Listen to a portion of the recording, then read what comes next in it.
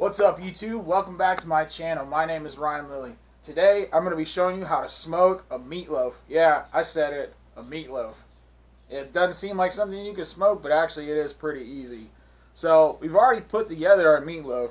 We got a pound of ground pork, a pound of ground beef. We got some salt.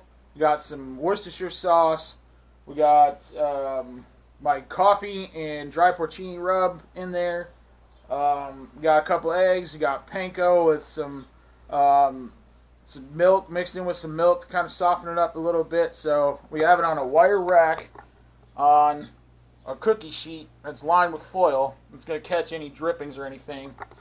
And we're not putting any glaze on it or anything. We're just going to stick it on the smoker, running at 225 degrees at the high smoke setting. We're going to let it cook for about 3 hours. We're going to put an internal probe thermometer into it to monitor that temperature, and once it hits 160, it's ready to take off. And we're just going to let it smoke, and I'm also going to be making a gravy out of the braising liquid from my beef ribs that I did recently.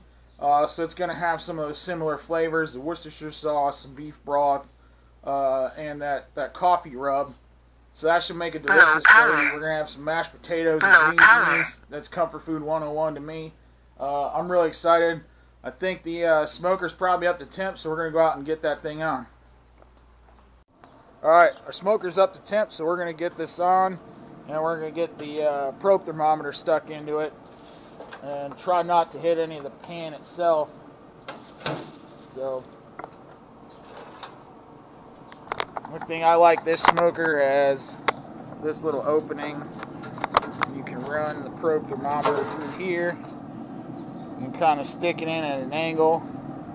We don't want to go like too far down into and hit the pan itself. So we're going to let that smoke for 3 hours, and once that thing hits 160, we'll be taking it off. It should be delicious. So I'll show you the gravy later.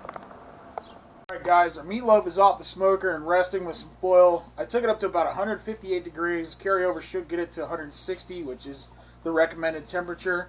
Now I'm going to make the gravy, and I'll show you how that's done. And that's actually pretty easy. So yeah, the meatloaf looks and smells amazing. Got some nice color on it. Yeah, I can't wait to taste this. It should be really good. Alright, to make a gravy, this is really easy. You melt a half a stick of butter, which is a 1/4 cup of butter, and you add equal parts flour.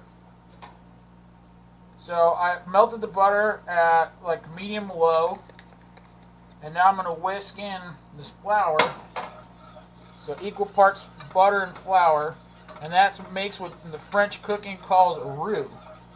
That's a good thickening agent for anything like a gravy. You get all that flour mixed in with the butter and kind of cook it out for a minute or so, just to let that raw flour flavor cook out of there. And then we're going to add our liquid. Now this is the braising liquid that came out of my beef ribs that I smoked. So, I mean, that's flavorful liquid, no need to waste it. So we're going to make a gravy out of this. I'm going to turn the heat up a little bit and get that in there and start whisking. And basically, and now I turned it up to about a little over medium, in between medium and medium high. Now we're just going to whisk this until it thickens up, and then we'll check for the thickness, we'll check for the taste. Probably just add a little salt and pepper, and this gravy should be perfect. And then once that meatloaf is rested for about 10 minutes or so, then we'll slice it and add some gravy, and we're also making some garlic, sour cream, and chive mashed potatoes and some green beans. So this gravy will go great on those mashed potatoes, and it got to have green beans with meatloaf. I don't know about you, but when I think of like comfort food 101, I think of meatloaf, gravy, mashed potatoes, and green beans. So I'm going to get this whisking. Once it gets thickened up, I'll give it a taste. and should be good to go. And then by that time, we should be about ready to slice that meatloaf. All right, let's cut this meatloaf into some slices. Smells absolutely amazing. I'm super excited to try this.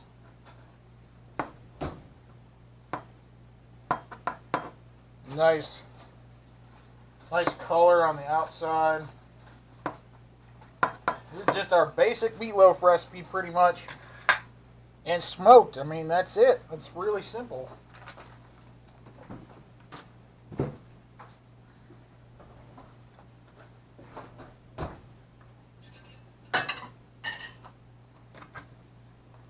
Alright, let's get a couple slices of this. Oh yeah, that looks beautiful.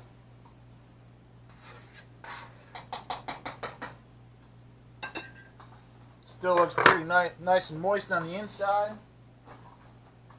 Now I gotta get some mashed potatoes. Alright, let's give this meatloaf a taste, guys. I'm super excited about this. And I got that smoked gravy on there. Oh yeah. Oh my god. Just a nice light smoke flavor. Nothing too heavy.